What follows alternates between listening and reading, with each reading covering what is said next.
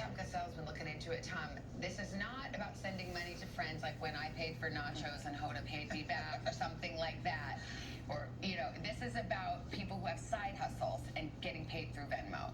That's exactly right. So let's repeat that. The IRS is not going to collect taxes on money you get from somebody else because they owe you for a split lunch, for example, or the money you send to your college kids. The IRS is really focusing on small businesses and side jobs like online crafts sites, for example, fishing tours, car detailing, where people often pay in cash and some people don't pay taxes. Today, many customers are paying with these third-party apps, and that means an electronic record of the transactions.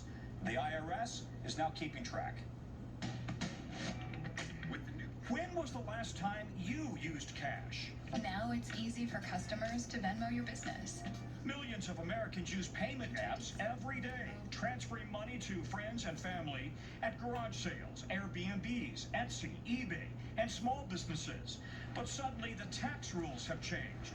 The IRS used to require small business owners to report payment app income over $20,000 and 200 transactions annually. Now, for tax year 2022, they must report income over just $600 a year.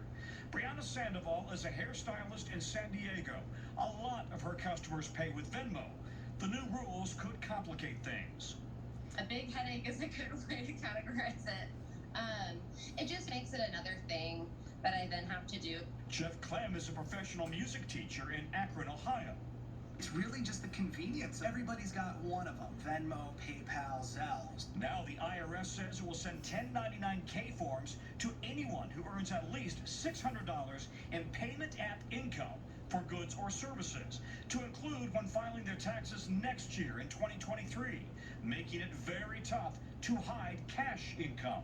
It's not just income tax. I mean, there's, the additional self-employment tax that applies to these businesses, and that's a big burden.